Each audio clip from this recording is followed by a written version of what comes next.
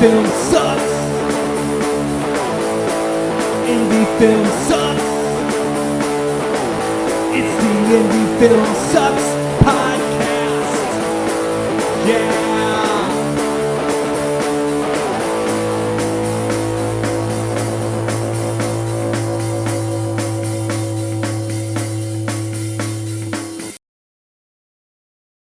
Coming at you from the mean streets of St. Louis, from a basement on South Broadway, the Indie Film Sucks podcast. It sucks. Because indie film sucks. We love it anyways. We do love it. We love it. We love the suck. We love to suck. Episode 3, what's your suck? Brock. Man, my suck is all the ancillary bullshit we got to do, like podcasts and shit these days to get movies out. Yeah. Going on social media, pushing our own shit, which we got to do, which we're getting ready to do. Yeah. What's your suck, Grega? All the extra bullshit you got to do that at this point, you know without a shadow of a doubt the distributor is not going to do for you. I don't care what they promise you, kids. I don't care what they say. They're not going to love. They're not going to push your film. They're going to throw it at the wall with everything else. See what and sticks. hope it sticks. Yeah. The turd wall. Yeah.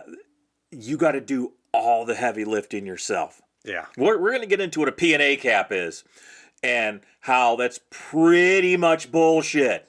When you talk to your distributor and then you look at your contract and you say they have a $60,000 P&A cap. Oh, what's this P&A cap? Oh, that's the marketing budget. Show me where the fuck that's going to be marketed at. I definitely can't wait till we get into P&A caps I want to and see distribution. Where are you spending prints and advertising at to market our film? Please. Yeah. What, you going to take out a full page ad in Fangoria? I don't think so. I absolutely do not think so. I told you we'd get them going. Yeah. All right, your turn, Mac. All right, my suck today for this one is all the little stuff you got to do when you own a little LLC.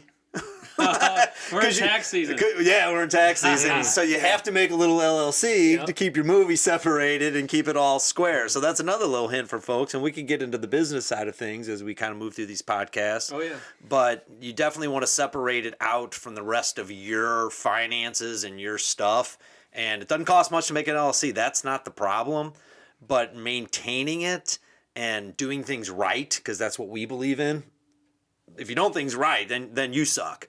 But you got to do things right. But the little things right, it's tax season. Mm-hmm. Yeah, and all our investors have to get their tax forms. And we finalized and we finished out our investor pool, which was awesome. But I had to go back, do a bunch of stuff. Something got lost in the frickin' mail. And it returned to sender, and next thing you know, I'm calling the accountant. He doesn't care about me, the accountant, because who am I to him? Yeah. Thank God he's a buddy of mine. But he's just like, I sent that. And I go, I know, I sent it. You got to get it in the mail. And he's just like, I'll send it to you. And then it's a coded pass. I mean, it was just, it's like, it's kind of like trying to get money back from SAG. Right. Oh, my God. There's another whole podcast. That only took a year. So that's my suck. That's what I dealt with today. So people, it's real.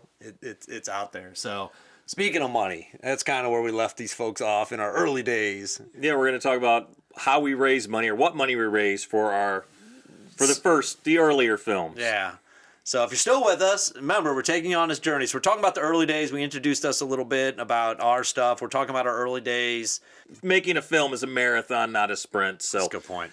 So I'm interested about the early days, Chris, and how you shot a feature film in St. Louis, South City. You brought in a bunch of actors. You talked about your audition and how big it was. That's how you brought Brock on, right? So you must have had big bucks, right? You must have been rolling in the dough and must have dropped it all on that film. I think our total budget for amphetamine was approximately $10,000. Only $4,000 was spent on production. $6,000 was spent on post. That sucks. Yeah, that sucks. Yeah, that's. And I think there was a moment of silence there for a minute, wasn't there? Yeah. I heard taps in the background. I think I heard something. Lower the banner to half. Yeah, I think so. Yeah. God, how in the hell? I know the budget we had for Red Night. And I know that's lunches. Well, yeah, exactly. I know how much each lunch costs down to the penny. Yeah. I could tell you. I'll tell you. So we Amphetamine, it was like a neo-noir gangster movie because at the time, like everybody else, I was super inspired by Tarantino. Tarantino. Wanted to make a Tarantino-style movie because I was an idiot, didn't know any better. Hey. But so we had all this gunfire and all this stuff, and there was this gentleman. I guess I was asking Eric Stanzi, where can I get some blank fire guns? He's like, oh, I don't know. There's a guy I have a number for in town. His name is Baron Winchester.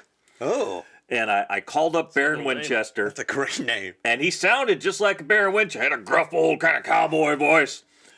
And so, what can I do for you, son? I'm like, well, we're making a feature film, and we're trying to find someone to do blanks for us. What's your budget, son? And I said, $10,000, sir. And he was quiet for a minute. He's like, son, you can't make a feature film for $10,000. And I thought that was plenty of money. He was kind of right. He was completely right. He was right. So I was like, well, sir, I beg to disagree. And you know what? Some people listening to this are going to say, oh, if I had $10,000, yeah, you can, man. You can You can. do whatever you want. Don't let No. anybody stop you. And that's the key, Chris. I'm glad you said that because people you find, you beg, borrow, and steal, right? Yes. That's what you do. Because we had, I don't know, 30 locations in amphetamine, and we got them all for free. We had tons of extras, and we got them all for free. Everything we got for free except for like the food and the wardrobe. Because here's the one thing you got to do on a film: you got to feed people. You gotta feed them. And I'll tell you what, Sometimes 3 or 4 times. if you get on a film set and all you see is a igloo cooler full of Carl Buddig meats, run. You're on the set of amphetamine. No. No, I will tell you this, because you were not there on amphetamine. I wasn't. Every film that we have done, we have given people a decent meal. That's right. true. That is Not true. some bullshit bologna sandwich. I've No, been no. there. I've been been on there. I've been on Rhineland. From day one, we've always said, hey, if we're not paying, because, everybody starts out not getting paid. That's how you start out in this business. Don't let anybody tell you different. But the one thing you have to do is you have to feed people. Yeah. And you can't feed them a fucking bologna sandwich. You have to give them a hot meal. And you have to have plenty of snacks. That's bare minimum. And let me tell you another thing. This really pisses me off. Does it suck? It does suck. Because I see this all the time on Facebook or whatever where he's film going. sites. You know exactly where I'm going. I've been victim of this suck. When people, they have a posting for a film, they said non-paid, but compensation is food and IMDb credit. Hey! That is not compensation. Mark the clock. Who won the pool? It only took him that long to mention this. I thought he'd lead with this. Listen to me. Compensation is money. And if you don't pay people, that's okay. You can say, hey, this is an unpaid Right. gig. But what you don't do is say, oh, we're going to pay you with food and IMDb credit. No, that's a bare minimum, man. You just get that for showing up. You Right. get fed and you get a credit for showing up. If you're lucky, you get a copy of the finished product. That hardly ever happened either. Yeah, except for us. We've always finished No, our movies. 100% agree. So would you? Thanks for the credit, by the way. Oh, you're welcome. I got it regardless. Nobody set up my IMDb page. IMDb set it up. Yeah. I just kind of looked on and went, "Hey, I'm on here." But that's the bare minimum, man. No, so would you have spent the money somewhere else now that you know what you know? Like, I mean, talk to about. There's a lot of people out there listening to us right now, the right? $10,000. Yeah, exactly. They're on a low budget. Even in today's world, they're on a low budget. So you said, I go see. deeper into that where you spent that money though, because that's what I'm interested in. Because I know where we spent the money and how hard it was to come up with the budget, right? Yeah, it's different times back then. No, I for sure. agree. I agree. But you said you spent how much on what? I mean, our production was like $4,000. Okay, Post was $6,000. Now that you know what you know, would you have done anything different with the money? If Right. I knew then what I know now, I wouldn't have made the movie. So well, Could have made a cool short. it would have made a cool short. But you were young, naive, having fun, right? Yeah. But I mean, just trying to help somebody else out there that has $10,000. Where would you? What's the thing you have to do? Because you're not paying actors with $10,000. No. right? I mean, you can give them a token amount of money, but the one thing you absolutely have to do, which almost everybody screws up, is get good sound. Okay.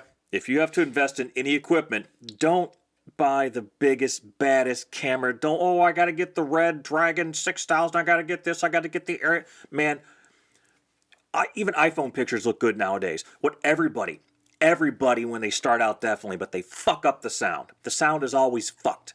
It doesn't matter if you're... Yeah, exactly. Yeah, no, it's true. It doesn't matter what your picture looks like if your sound is dog shit. So if you're going to spend any money, I'm not even talking about hiring a sound guy, right?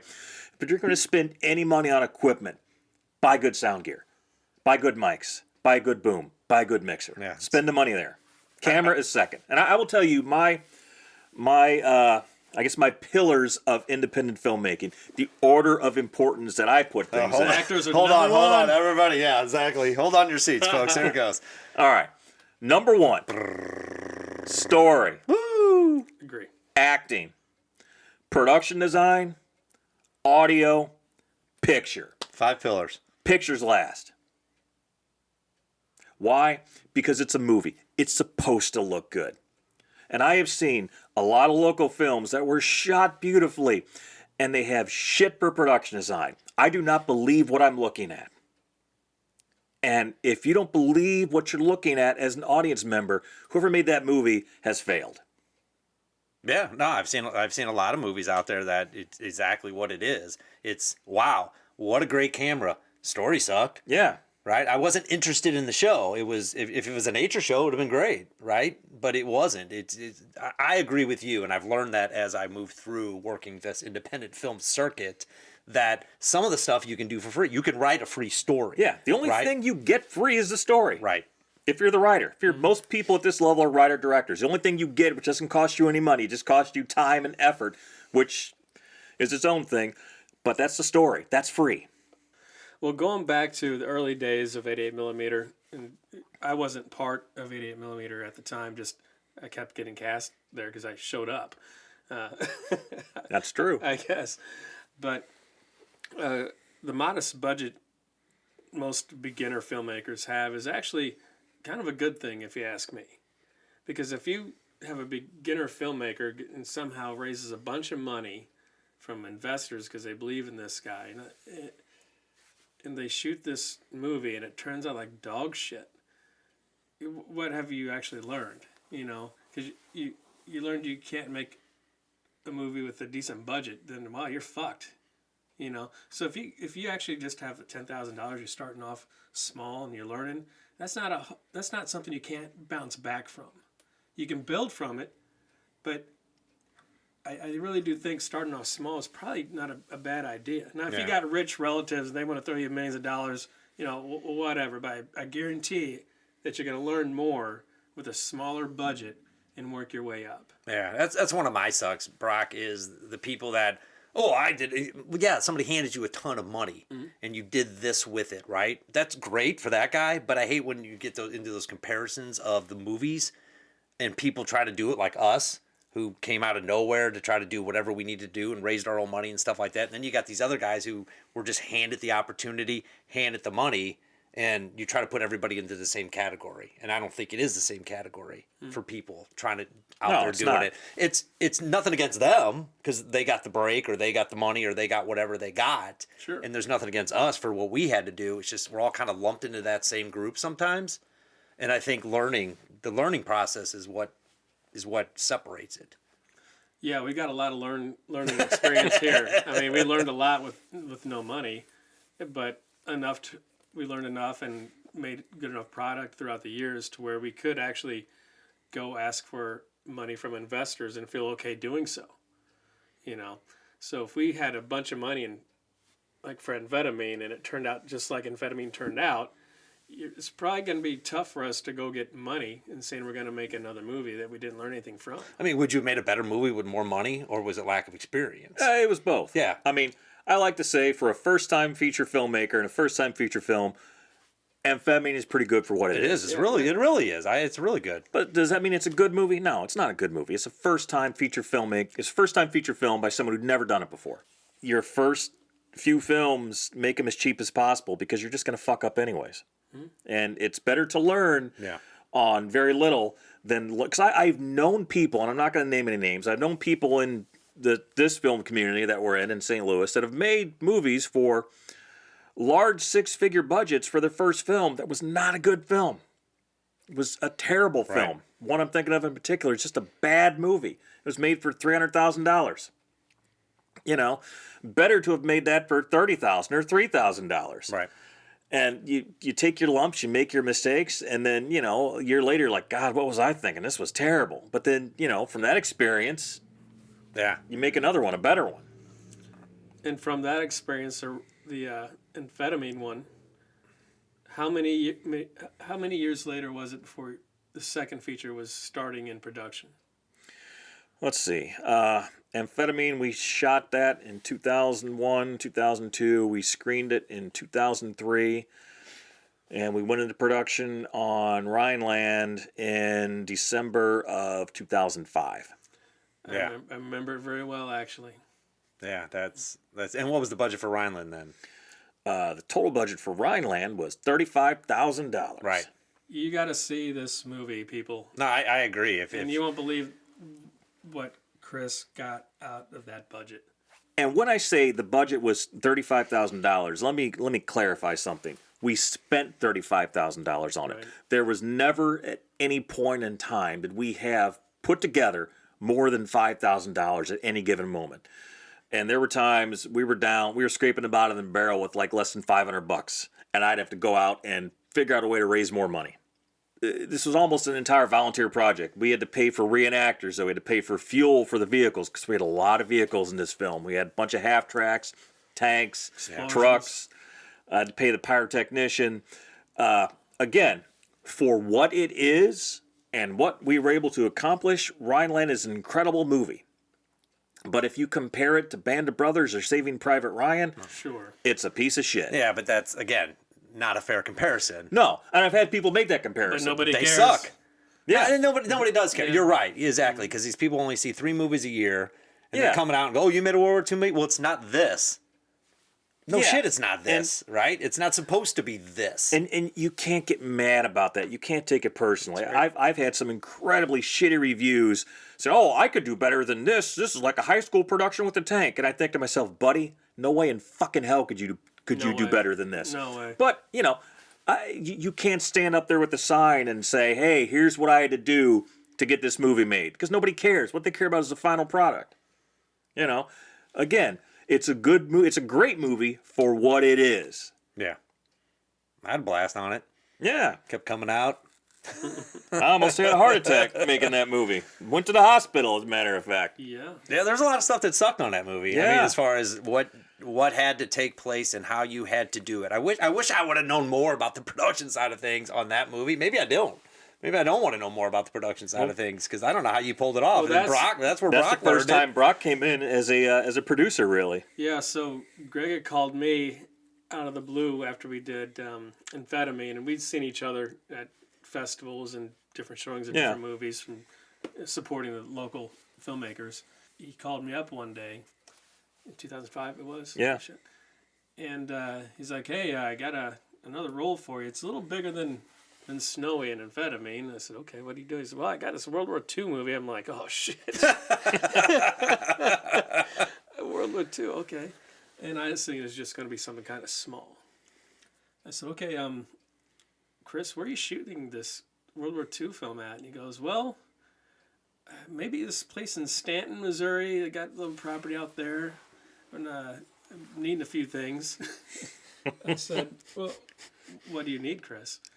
He says, well, I need some fields, I think a river, some gravel roads, and lots of woods. I said, well, I live on 300 acres and have a river, fields, woods, and gravel roads. Why don't you come take a look at it and see if it's something we can work out?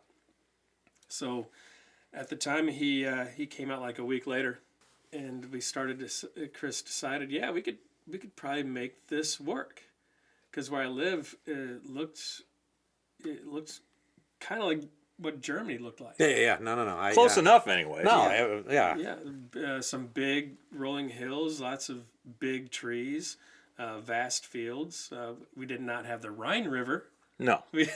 but The Merrimack River. We had the Merrimack Yeah, River. we did.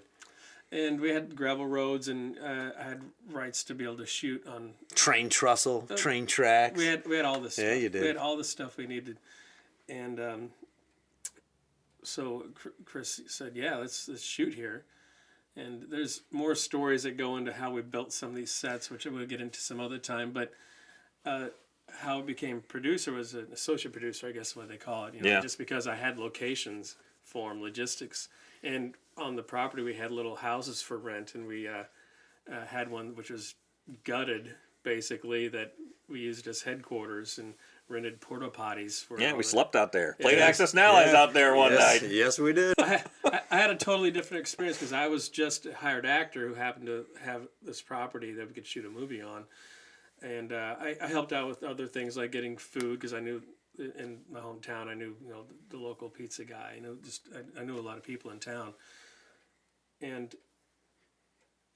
it's kind of cool for me because I got to walk out of my house most of the time and just walk into the field, and the field was a set. See if Greg was still alive. Or I'd just get on my four-wheelers and we'd drive out to the set. And it was just great because my family got to see us make a movie. And at the time I had two young kids. One was 6 or 7, the other one was 2. And they got to see their dad be in a movie and see all these tanks and everything. Just this great big production. But when everybody got to see what a real production looked like, it changed their minds about what I do and what I want to be a part of for my life. And that was a big deal for me. And then Chris asked me, I remember one time, he says, "What do you think about this producing stuff?" I said, that seems like a lot of work. Yeah. I said, I think it kind of sucks, man, because you got to do all this logistical stuff, make a bunch of phone calls, Yeah. and you have to deal with a lot of things. And I said, I think I'm just going to focus on acting. I don't think I want all the headaches of a producer. Well, I've been eating those words ever since. I've been producing a lot of things ever since. Yeah, then. we'll get into Sound of Nothing later. Yeah. That was the first real producer job. I think what you're making it sound better than it is, right, for what it is. But you know what I mean? It was great for what. There was a lot that went into it, right? Yeah, I didn't have the stresses that Chris had. I didn't have to worry about the money. You're condensing the story into like a short period of time just for story's sake, right? That's right. But what I'm impressed with, and what I'm hearing from this story, is that you had a passion, you had a little bit of money, Yep. and you made it work. Yes. Right? And you weren't in a big hurry to do it. You found Brock had a field. He offered, right? It's like you weren't going out to do things. You found a way to make, because the passion was there, right? Let me explain how Ryland even came about, and how I even had the hubris to make this movie. Okay, so after Amphetamine, I was going to make this boxing film, a straight-up boxing film. Actually, it was boxing and bar shuffleboard. Don't ask me. It seemed like it was going to work, but it was called Shuffle. We shot an investor teaser for it. Before we launched into that movie, because that was 100%, that was the next movie. It was going to be Shuffle or bust. So Eric Stanze was working on a feature film called Deadwood Park. And Deadwood Park had a World War II sequence in it. And he knew that I was a big history buff. Always have been, still am now. And he said, Greg, I want you to be an associate producer on this film. I want you to be the World War II guy, so I'm going to give you a budget and just go out to wherever you can and buy as much World War II stuff as you can find. I'm like, aye, Captain. So he gave me like $500, something like that. And I went to a couple of the local military surplus stores, and I bought up a bunch of World War II surplus stuff, like helmets and some overcoats and just a bunch of shit. You got a surprisingly large amount of World War II stuff in 2005 with $500. So Stanze said, I can't really pay you to work on this movie, but as payment, I'll just give you all this World War II shit when we're done. I'm like, cool. So then I had all this World War II stuff. I had because on my own, I went and bought 2 rifles, 2 actual M1 Garand rifles. And then, I had 7 or 8 helmets, and I had some German, actually they were Spanish World War II helmets, but they looked German. I had a bunch of stuff. So this was after the Shuffle trailer. We did a 48-hour film festival. We did, Chris Mackey talked about this earlier, Vumame. I'm not going to explain how the 48-hour film project works, but basically you get assigned randomly a genre that you have to make in 48 hours. And we drew a foreign film. And as we're trying to figure out what the hell we're going to do with this, I thought, well, I've got this World War II crap. And then someone said, well, I know French. Someone else said, well, I know German. Let's make a World War II movie. So we made this really awesome World War II movie in 48 hours. And based upon that, I thought, well, hell, if we can do this in 48 hours, Let's ratchet up to 11. let's crank it up. Let's make a World War II feature film. It's outside. Outside's free. Should be easy. I know some reenactors. We'll do this really quick and really cheap and really easy so we can use that momentum to raise money to make Shuffle. That was the thought process going into Rhineland. We're going to just bust this out really quick so we can make this other movie. Well, 3 fucking years later, and at least one near-death experience, Rhineland was done. Shuffle was consigned to the dustbin of history, thankfully. And yeah, that's how I had the stones, the hubris, the balls, the insanity, whatever you want to call it, to think I could make Rhineland. No, but I think that's a great story in the sense that it's like you thought you were going one place, you went another place, but it was still about the independent filmmaking, right? Yeah, that's what I love about independent filmmakers, because it's like, I have a passion, you're like, I want to do this. Wait, this is free. But I think that's key for people to understand about having ideas and what you want to do. And yeah, you can hold on to that idea and make it when you make it. But I think the experience of making film is helped the process for where we are today, right? Well, yeah, that's exactly what happened with Red Night at Skies, Yep. which is our current movie that is almost wrapped up post-production. We were hell-bent on making a different boxing movie called Cruiser. Brock trained for 2 years to be a fighter. We spent, I don't know, $15,000 or more making a 2-minute investor teaser for Cruiser. Looks great. Looks awesome. It does look great. I mean, I worked on this script again for a couple of years, but this script is awesome, unlike Shuffle, which is terrible. And you know, we raised a shit ton of money. This was going to be our breakthrough movie. We were going forward, hell or high water, and then COVID hit, and bam, everything went right down the shitter. Well, you sucked me in first. Well, yeah, by showing you in showing first. me the great teaser. Yeah, and we had to give back. We had to give back all the money. We had to shut down Cruiser, and for like a solid month, I was just in this state of depression. I'm like, well, fuck, we can't make Cruiser. COVID has killed everything. We don't have any more money. No, that sucked. I don't know what we're gonna do. Everybody was worried. Yeah, I mean, Yeah, we'll it was- go through the COVID years. Yeah, it was just a hard blow.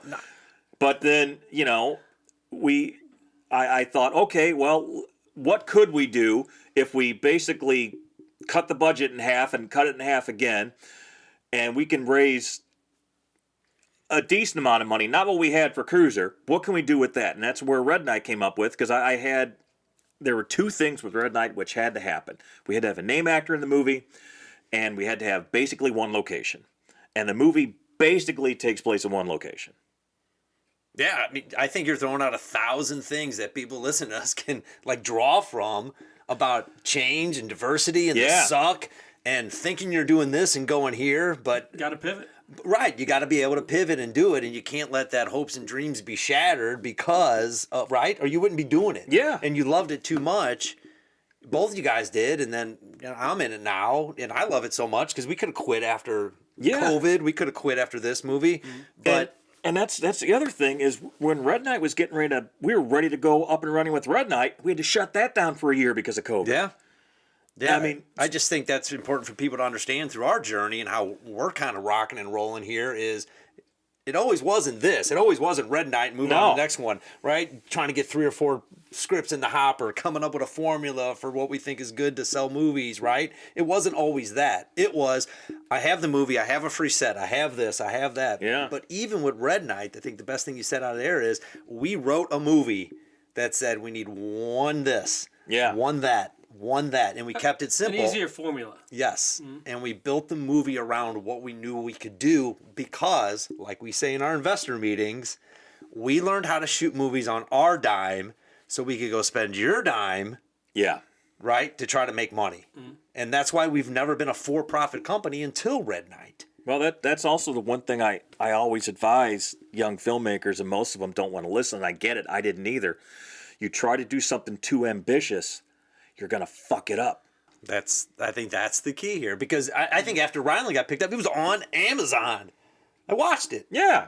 That's you think you made it, right? Well, back then, yes. That's what I'm saying. Right. And here we are, three schmucks in the basement on Broadway, hitting a podcast so other people can hear our stories, right? And drive into stuff we're trying to do in order to say you're not in this alone. Yeah. And your experience is probably just similar to ours, and here we are still trying to do it. Yeah. Even after all these things where you thought you made it. You thought this was the right thing to do, and you brought Brock in, and you did all this, and you made this World War II movie, and God, we're just great. And Shafted. shafted. Well, this is both on paper, in a way, filmmaking is one of the easiest things to conceive. You have an idea, you write it, you shoot it, you put it out there, boom, right? But it's also one of the hardest things you're ever going to do. In theory, it's easy. It sounds simple. Yeah, in execution, it's, oh my God, it breaks your heart, breaks everything, breaks your wallet, breaks your back, breaks your spirit. And I think Brock said it earlier, I think in episode 1, about control. Yeah. That's a tough one. Yeah, that is the tough part, is what do you control, Now, what don't you control? There is self-distribution, obviously, which we can talk about some other time, too. We've done that too. Yeah. Yeah. I mean, there's just 1,000 avenues. We've gone down a lot of them as far as our film catalog. Yeah. And I think each one tells a different story. Amphetamine, right? You learn $10,000. Would you have put the money somewhere else? What would you have done? Your 5 pillars, which I think are dead on. I mean, I don't know what other people's pillars are or what they got going on, but I think that's key to what, a foundation for going on to a Rhineland. But if you don't have amphetamine, you don't have Rhineland. Yeah. Right? And if you didn't have Shuffle as a catalyst to try to get something, because that was your drive, Yeah. right? You don't have this movie. And guess what? People, it's okay. Shuffle never got made.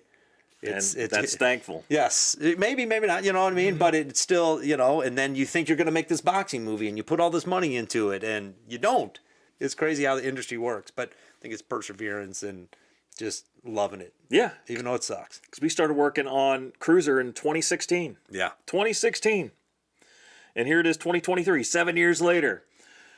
Still have the script. Script is great. Script is great.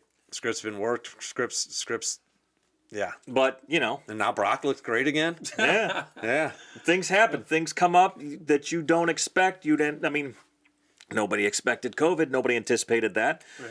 And that was probably the best thing for us, everything getting shut down. Because I don't know if maybe it would have worked out for us. Maybe it wouldn't. Maybe it would have bit off more than we can chew. But we learned a hell of a lot making Red Knight. Right? You're always learning on set. Yeah. And there's always something else. There's always some way you can do better. And it's not because of money per se. Money helps.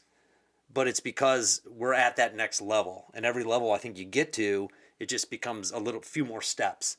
And a few more things you have to add. And there's some things we can talk about in the next couple episodes about what you should be preparing for during your filming, like what kind of stuff you should have, like for deliverables or whatever, so you can get done on set, like photos. Oh, or that's just, yeah. other things. That's a great point because you only get one shot to get that scene on that there's a lot day. of stuff you can do while you're making a movie that you can get.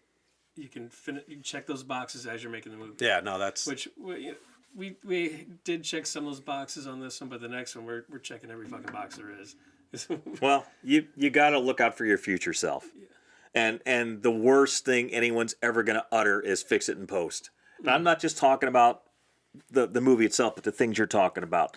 The stills, the promo stuff, the stuff you cannot go back and get because on the next film your actress has shaved her head and she's in Guam and you can't get her.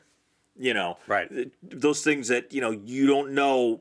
You got to get it when you can get it because you might not be able to get it later. No, but I think that's good as we move through Rhineland here a little bit and have the experience of that or whatever. What do you guys want to pick up next time on this little podcast of ours? And I hope people are enjoying us.